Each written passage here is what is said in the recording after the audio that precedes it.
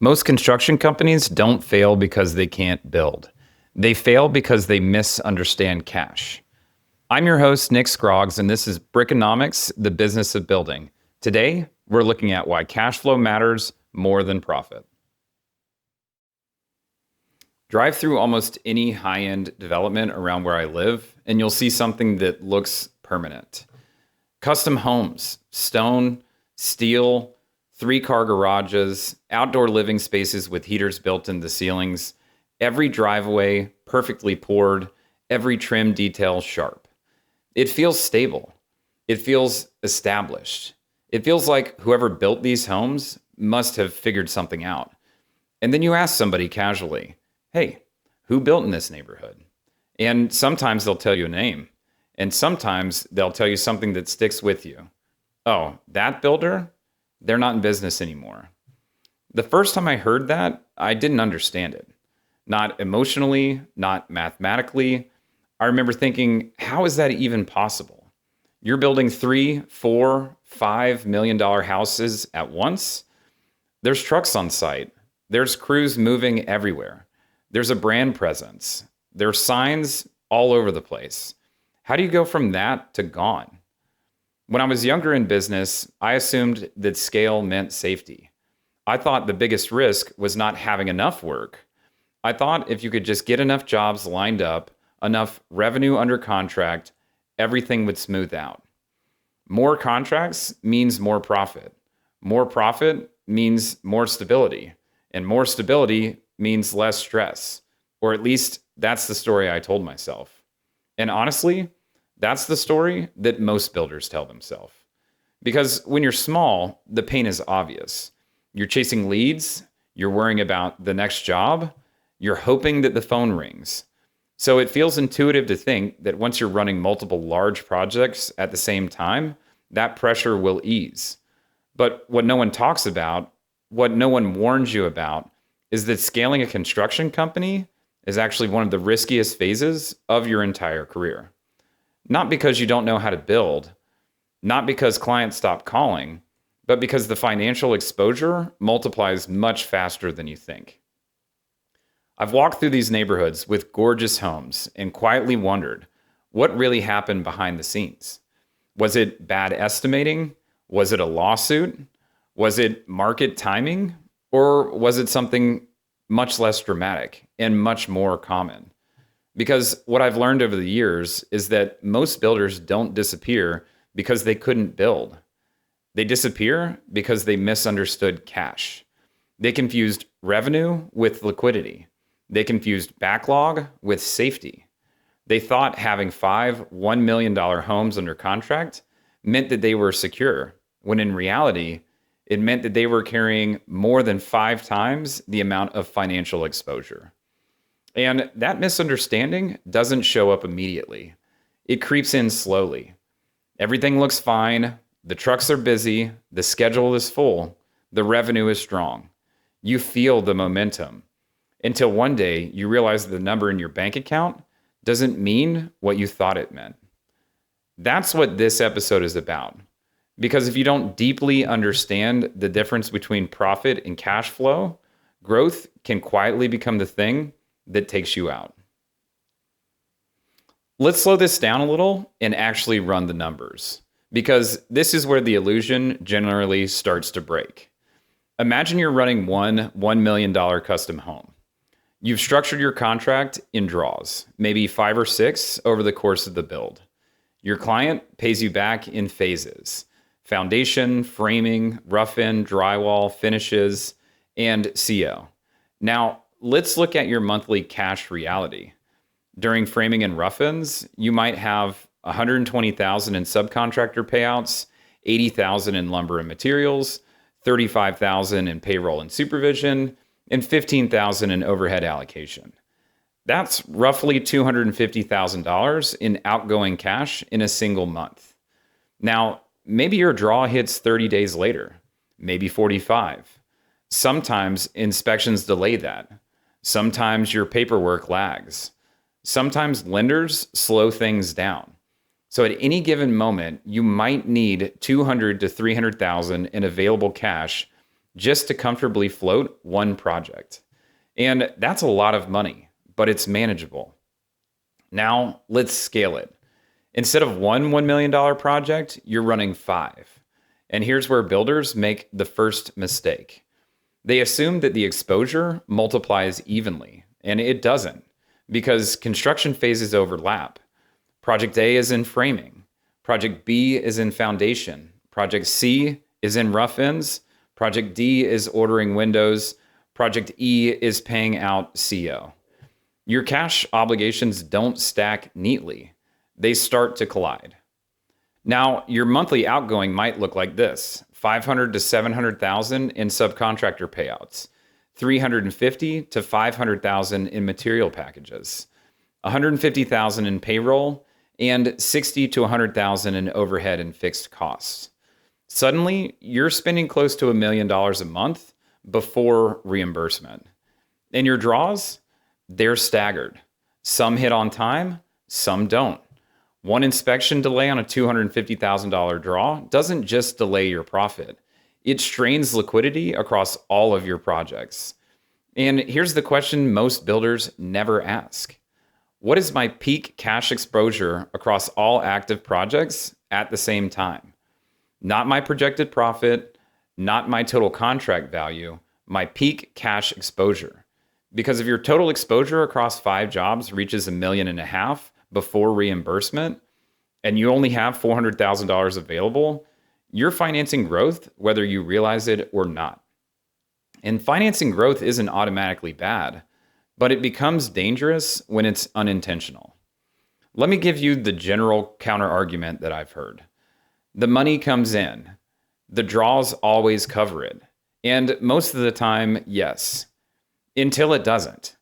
So what happens when a lender reevaluates their inspection timing, or a client disputes a change order before signing the next draw, or a material delivery requires payment earlier than expected, or weather pushes work out 2 weeks and shifts the draw schedule?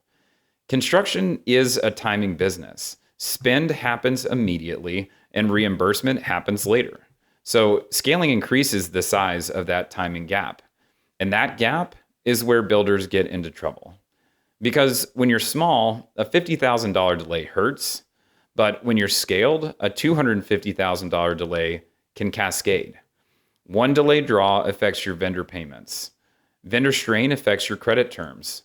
Credit terms affect your flexibility, and flexibility affects your survival. And the most dangerous part, from the outside, everything still looks strong. You have 5 $1 million contracts. You're booked out. Your revenue is high, but if you don't have liquidity proportional to your exposure, you're operating on tension. And tension doesn't show up in a profit and loss statement. It shows up in your bank balance. It shows up in how well you sleep. It shows up in how quickly you feel pressure when something shifts. This is why scaling feels powerful and fragile at the same time. And it's why cash flow, not profit, is the real measurement of stability. Our 5th year in business was supposed to be a breakthrough year. Revenue was higher than it had ever been. We had more projects running simultaneously than at any other point in our career. We had upgraded our office. We had more staff. From the outside, it looked like the natural progression of a growing company. I remember sitting at my desk and at the end of the year, reviewing the numbers and looking at the top line, and it looked incredible. It was a number that a few years prior, I would have celebrated for weeks. We had arrived, or at least that's what I thought. Then I looked at the bottom line. We had made less money that year than we had the year previous. Less than when we were smaller. Less than when we had fewer employees. Less than when we had fewer projects. And that's when something about me shifted. It wasn't frustration. It wasn't anger. It was fear. I remember thinking, did I just jeopardize the entire company by being ambitious? Because we weren't failing. We weren't losing money on paper, but the margin that we thought we were building had quietly been consumed. Consumed by interest consumed by timing gaps, and consumed by the cost of carrying more exposure than we had prepared for. We had scaled revenue faster than we had scaled liquidity, and the pressure was real. I started running scenarios in my head at night. What if 2 draws hit late at the same time? What if one client delays their payment? What if one major material package had to be paid up front and we weren't reimbursed for 45 days? What if we had to choose between preserving cash and keeping somebody employed? And that last one hit the hardest. Because when you hire people, you take on the responsibility for their stability. It's not just your risk anymore. And that year, for the first time, I felt like I may have exposed them to something that I didn't fully understand. The hardest part is that nothing outwardly looked wrong. We were busy. We were respected. And at the end of the year, after interest and fees, we walked away with far less than we had expected. It was a humbling realization. Growth had masked our fragility. Revenue had hidden our exposure. And I realized something uncomfortable. If one serious disruption had happened in that year, a lawsuit, a market pause, a supply chain shock, we would have been vulnerable. Not because we didn't have work, but because we didn't have enough cash cushion relative to the work that we had. That year changed how I think about ambition. Before that, growth felt like validation. After that, growth felt like leverage. And leverage amplifies everything, good and bad. I don't regret scaling, but I regret not fully understanding the cash math behind scaling. Because it wasn't the size of the jobs that created the stress, it was the timing. It was the invisible gap between outgoing cash and incoming reimbursement. And once I saw it clearly, I could never unsee it. That was the year I stopped asking, how big can we get? And I started asking, how much exposure can we safely carry? That's a very different question, and it leads to very different decisions. There's a phrase in construction that gets tossed around almost casually: robbing Peter to pay Paul. It's usually said with a half smile, like it's just part of the game, like it's something that scrappy builders do while they're growing. But let's actually talk about what that means. It means that you receive a $150,000 deposit on job B, and you use it or part of it to pay a lumber invoice on job A. It means you're waiting on a $200,000 draw from your first project, so you float payroll using a recent payment from your second project. It means that the cash inside of your company isn't cleanly tied to individual jobs. It's pulled and moving constantly to keep everything alive. And in the moment, it doesn't feel reckless. It feels temporary. It feels like you're just smoothing timing gaps. And so you tell yourself, the draw is coming. The lender will release it next week. This will even things out. And most of the time, it does, until it doesn't. So here's how the tension builds. Project A is mid-framing and needs a $90,000 payment to the framer.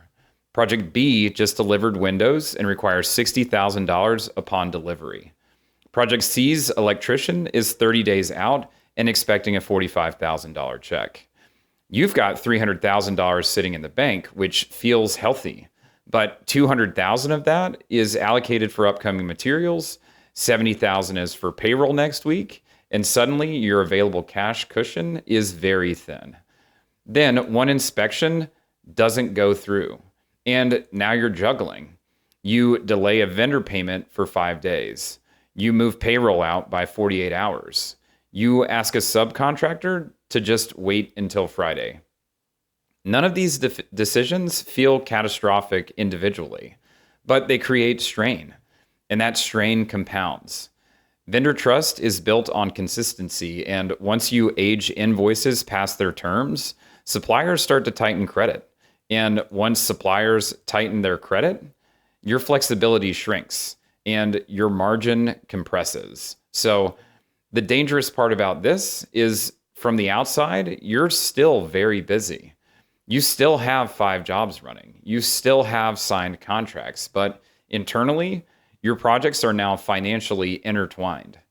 One delayed draw impacts every job that you've got. One client dispute ripples across your payroll. One unexpected material increase forces you to borrow. And this is how builders with full backlogs collapse. Not because they didn't have the work, but because they stacked timing risk on top of timing risk. And the uncomfortable truth is, almost every growing builder does this at some point, including us. We didn't call it robbing Peter to pay Paul. We called it managing cash.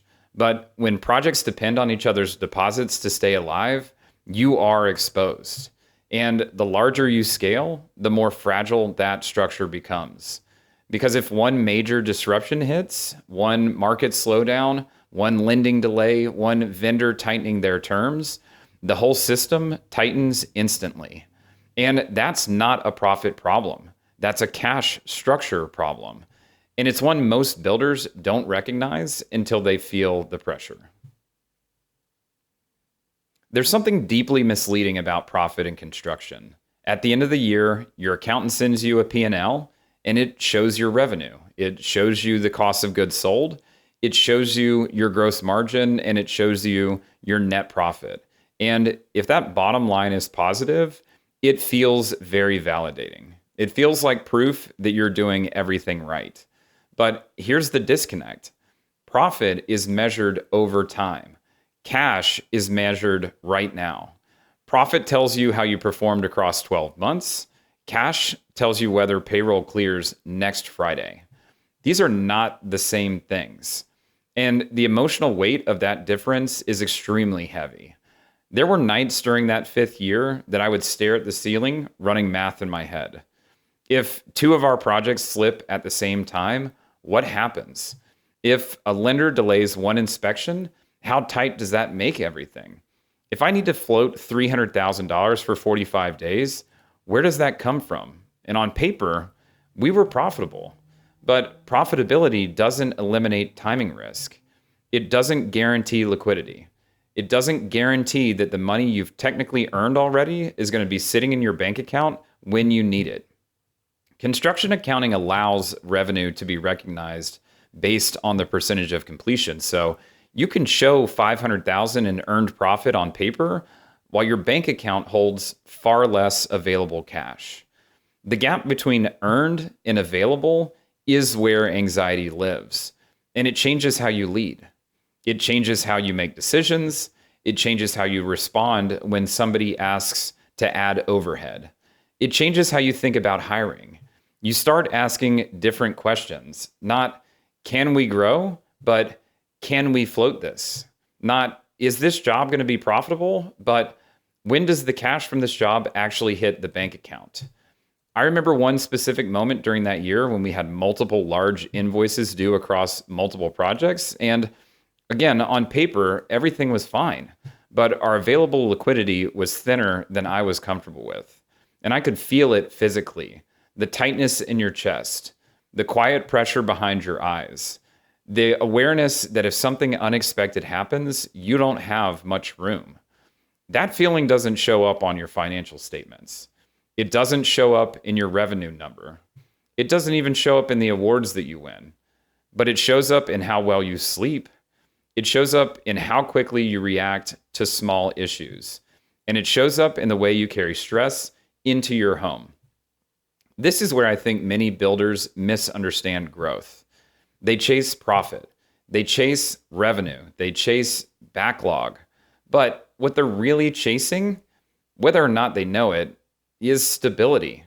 And stability doesn't come from margin alone. It comes from liquidity, from reserve, from knowing that if 2 projects stall at once, your company doesn't. Once I realized that, everything shifted. Profit stopped being the scoreboard. Cash became the foundation. Because you can survive a low margin year, but you cannot survive a liquidity crisis. And that distinction alone is what separates companies that endure from companies that disappear. Once you start seeing your business through this lens, something very interesting happens. You stop measuring success by how busy you are. You stop chasing volume just for the sake of growth. You start asking a better question. Is that work actually making the company stronger? Because one of the biggest traps in construction is confusing activity with progress. Just because your schedule is full, just because your trucks are moving, just because the phone keeps ringing, doesn't mean that the business itself isn't improving. And in the next episode, I want to talk about that idea. Why busy is not the same as successful, and how a lot of builders quietly trap themselves in businesses that look impressive from the outside, but don't actually provide the stability or freedom that they were chasing. Thank you for listening to Breakonomics, the Business of Building. I'll see you in the next one.